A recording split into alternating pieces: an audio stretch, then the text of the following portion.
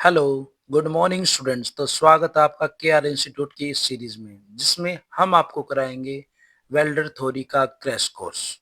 तो आपको हमारा इंट्रोडक्शन तो पता ही होगा, तो आगे की क्लास करते हैं हम। आज का हमारा चैप्टर है इंट्रोडक्शन। इंट्रोडक्शन और हिस्ट्री के बारे में बात करेंगे, जैसे परिभाषा परिभाषा जैसे डेफिनेशंस। अब बात करते हैं वेल्डिंग फैब्रिकेशन एक विधि है भाई, जिसका उपयोग मुख्य रूप से धातुओं को जोड़ने के लिए किया जाता है। अब क्या है धातुओं को जोड़ने के लिए, यानी कि ज्वाइंट। ज्वाइंट के बारे में बात करेंगे हम। जब दो धातुओं को आपस में जब जोड़ा जाता है और उस जोड़ को ज्वाइंट के बीच कोई अंतर पता ना चले, वही हमारा वेल्डिंग है। ठीक है, इसके ऐतिहासिक के बारे में बात करते हैं। शुरुआत में जो ब्लैक स्मिथ उन्हें बोलते हैं जो लोहार, जो लोहे का काम करते थे। 19वीं सदी में आर्क वेल्डिंग और गैस वेल्डिंग का विकास हुआ। इसके बाद में हुआ रेजिस्टेंस वेल्डिंग का, यानी कि एक नंबर में ये भी क्वेश्चन आ सकता है कि सबसे पहले आर्क वेल्डिंग या गैस वेल्डिंग का आविष्कार हुआ या फिर रेजिस्टेंस वेल्डिंग का आविष्कार हुआ। इस तरह से ऑप्शन में आपके पास एक नंबर का क्वेश्चन आ सकता है। तो ध्यान रहे, आर्क वेल्डिंग गैस वेल्डिंग पहले आई है और रेजिस्टेंस वेल्डिंग बाद में आई है। आगे बात करते हैं हम आधुनिक स्थिति। 20वीं सदी में वेल्डिंग तकनीकी में तेजी से विकास हुआ और आज ये पूर्ण रूप से विकसित हो चुकी है भाई। लगभग 100 विधियों का प्रयोग होता है वेल्डिंग के अंदर। अगली हेडिंग अपनी वेल्डिंग की प्रमुख विधि यानी मेथड्स के बारे में बात करेंगे। आर्क वेल्डिंग तो आपको पता ही होगा। इसमें बेस को दो बेस को मिलाकर बीच में इलेक्ट्रोड भरी जाती है।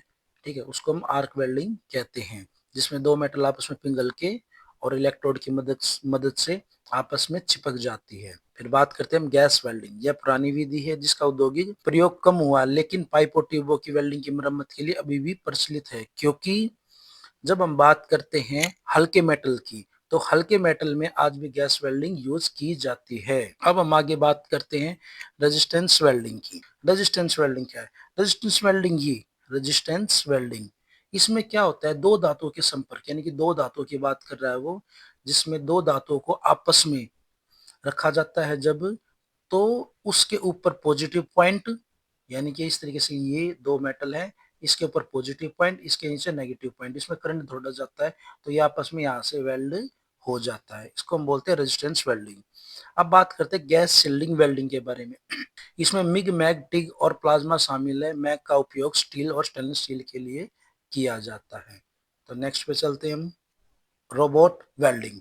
अब रोबोट वेल्डिंग के बारे में बात करते हैं हम। शुरुआत में रोबोट वेल्डिंग की शुरुआत किस में हुई? 1970 में। 1970 में हुई और इसकी मांग लगातार बढ़ी है। भाई देखो, रोबोट वेल्डिंग की मांग एकदम क्यों बढ़ी है? क्योंकि रोबोट वेल्डिंग क्या काम करता है भाई? एक जैसा समान काम करता है और बिना थके लगातार काम करता रहता है और उसकी गुणवत्ता भी क्या है, समान बनी रहती है। इसलिए रोबोट वेल्डिंग का आविष्कार हो गया और इसकी डिमांड भी अब लगातार बढ़ती जा रही है।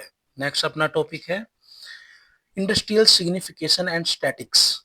इसमें बात करते हैं एप्लीकेशंस के बारे में। एप्लीकेशन क्या है? वेल्डिंग का उपयोग देखो कहाँ कहाँ होने लग गया।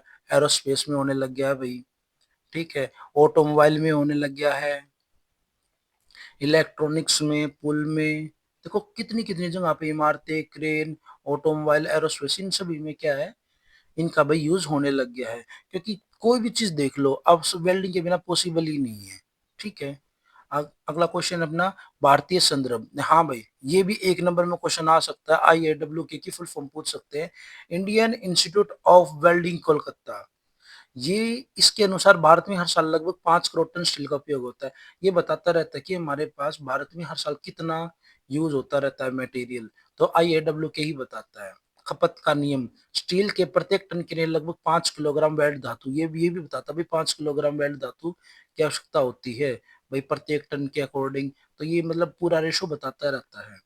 ऊर्जा का स्रोत, आधुनिक वेल्डिंग में गैस फ्लेम, इलेक्ट्रिक आर्क के अलावा लेजर, इलेक्ट्रॉन बीम, फ्रिक्शन और अल्ट्रासाउंड का भी प्रयोग होता है। अब तो भाई काफी सारी वेल्डिंग चलन में आ चुकी हैं। ठीक है, अगले टॉपिक पे चलते हैं हम, सुरक्षा और रोजगार, सेफ्टी कैरियर।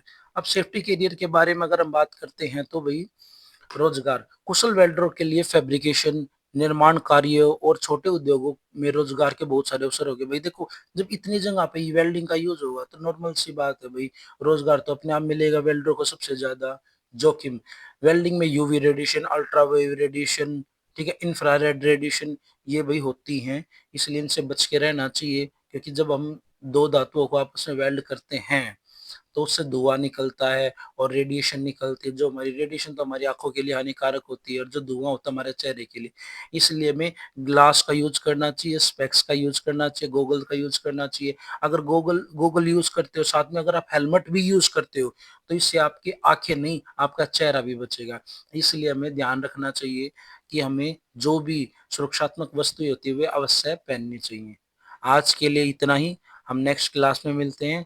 Thank you.